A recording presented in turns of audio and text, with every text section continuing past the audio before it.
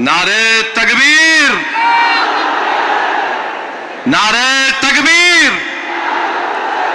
اب ہم سب مل کے لگائیں گے نعرے تکبیر، نعرے تکبیر۔ اب آپ سے تیسری بات یہ کرنا ہے، آپ کے پاس سیل فون ہے، ذرا کھول کے لائٹ جلاؤ تاکہ ہمارے بی جے پی والوں کی دماغ کی بتی جلے۔ لائٹ کھولو تاکہ ہم اس وقف قانون کے خلاف پورے ملک کو پیغام دے سکیں۔ ہمارے خواتین بھی فون کی لائٹ کھول سکتے آپ۔ ذرا میڈیا والے دکھاؤ۔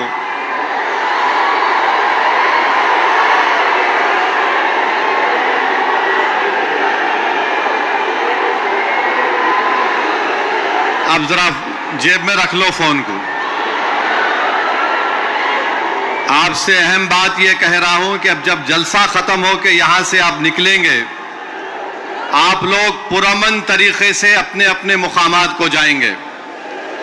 آپ جھنڈے لہراتے ہوئے نہیں جائیں گے، صبر و تحمل کا مظاہرہ کرتے ہوئے سرزمین حیدرآباد کے امن کو اور مضبوط کرتے ہوئے آپ یہاں سے جائیں گے نا آرام سے انشاءاللہ۔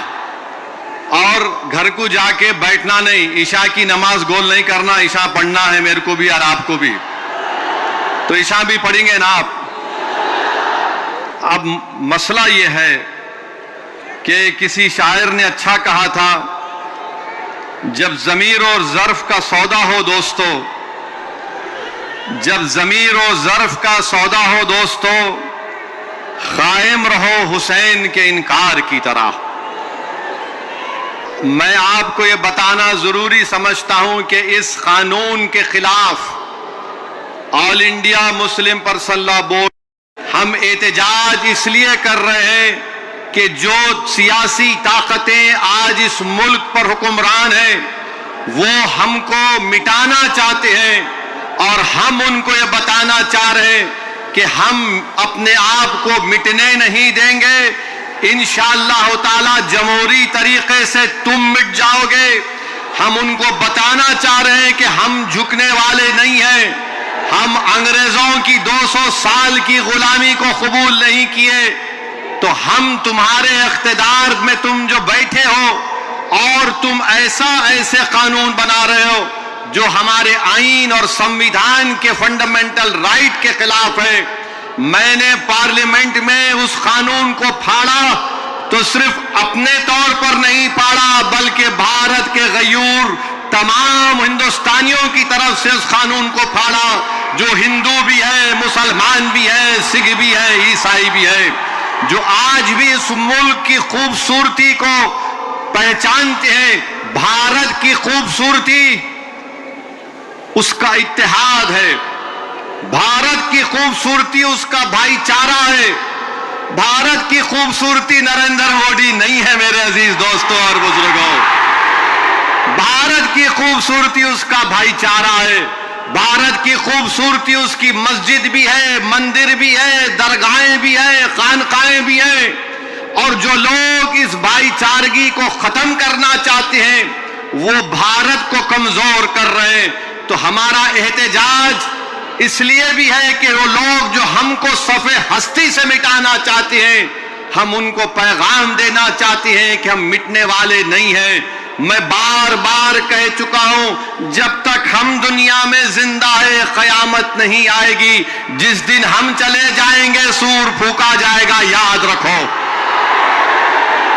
اور اگر بی جے پی یہ سمجھ رہی ہے کہ انہوں نے 2014 میں اقتدار پر آئے تو پہلے ٹرپل طلاق کا ایسا قانون بنایا جو مسلم خواتین کے خلاف بنایا، پھر اس کے بعد انہوں نے CAA کا قانون مذہب کی بنیاد پر بنایا، پھر اس کے بعد انہوں نے UAPA کے قانون کو گندے طریقے سے اس کو اور طاقتور بنا دیا، پھر اس کے بعد انہوں نے مذہب تبدیلی کا قانون اپنی بی جے پی جہاں پر اقتدار میں ریاست میں بنایا، پھر اب وہ یونیفارم سول کوڈ بنانے کی بات کر رہے ہیں۔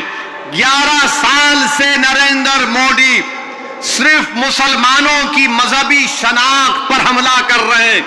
11 سال سے نریندر مودی صرف مسلمانوں کی مسجدوں کو چھیننے کی کوشش کر رہے ہیں۔ 11 سال سے نریندر مودی مسلم خواتین کو طاقتور بنانے کے بجائے ان کے سروں سے حجاب کو چھین رہے ہیں۔ 11 سال سے نریندر مودی بلڈوزروں کے ذریعے سب سے زیادہ دلت اور مسلمانوں کے گھروں کو توڑ دیا۔ اب یونیفارم سول کوڈ کے نام پر ہماری شریعت کو ہم سے چھیننا چاہتے ہیں۔ وہ شریعت جو شریعت اپلیکیشن ایکٹ 1937 ہے، جب سمویدھان بن رہا تھا تو بابا صاحب امبیڈکر نے کہا تھا کہ شریعت اپلیکیشن ایکٹ برقرار رہے گا، مگر آج نریندر مودی یہ سمجھتے ہیں کہ میں بابا صاحب امبیڈکر سے بڑا دور اندیش ہوں۔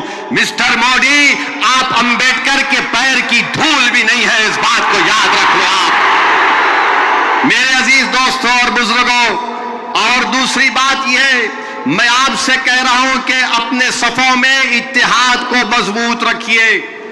یہ لڑائی جو آپ اور ہم مل کر اپنے دیگر سیکولر ہندو بھائیوں کے ساتھ، سکھ بھائیوں کے ساتھ لڑ رہے ہیں، یاد رکھو بی جے پی سنگھ پریوار ہمارے صفوں سے بعض میر جعفر، میر صادق کو کھڑا کرے گی، ان سے احتیاط کرو۔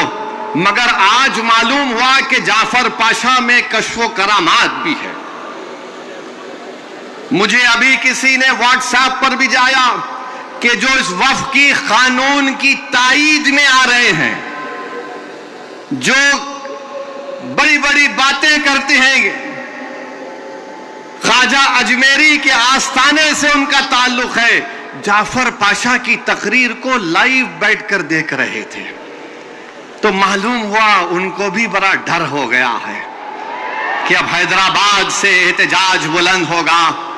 ارے جو تم خواجہ اجمیری کے آستانے کے ذمہ دار ہونا، میں پارلیمنٹ میں انشاءاللہ تعالی خواجہ ایکٹ کے ترمیم کا ایک بل لاؤں گا اور پرائیویٹ ممبرز بل لا کر کہوں گا کہ تم نہیں بنو گے، اس میں پسماندہ کو کسی کو بنانا پڑے گا۔ تم تائید کرو گے، میں تو لا رہا ہوں پرائیویٹ ممبرز بل آئندہ سیشن میں، تم دیکھنا۔ ارے تم لوگ کتنا گر سکتے ہو، تم کتنا گر سکتے ہو، کم سے کم اس آستانے کی نسبت کا تو لحاظ رکھ لو، تم اس آستانے کی نسبت کا تو لحاظ رکھ لو، اور اس بات کو بھی یاد رکھ لو کہ جب تم اور ہم اس دنیا سے جائیں گے تو آر ایس ایس والے اگر تم کو کھندے پر لے کر گئے قبرستان میں، تو پھر اندر جانے کے بعد جب فرشتے پوچھیں گے کون ہے تیرا رب، تو تم کیا مودی بولو گے یا اللہ بولو گے؟ دیکھ لو اس بات کو، ہم تو اللہ ہی بولنے والے ہیں اور بولتے رہیں گے۔ اللہ ہی ہماری مدد کرے گا اور اللہ ہی ان کو شکست دے گا انشاءاللہ تعالی۔ ہم توحید پرست ہیں اور ہم کو فخر ہے اس بات کا کہ رب کائنات جس چیز کا مالک اللہ ہے، مودی کہہ رہے ہیں کہ اس کا مالک اللہ نہیں رہے گا۔ اب مودی آپ خود دیکھو گے اللہ کیسا بتا دے گا اپنا جل جلالہ، آپ دیکھیں گے، آپ اس قانون کو تم کو واپس لینا پڑے گا۔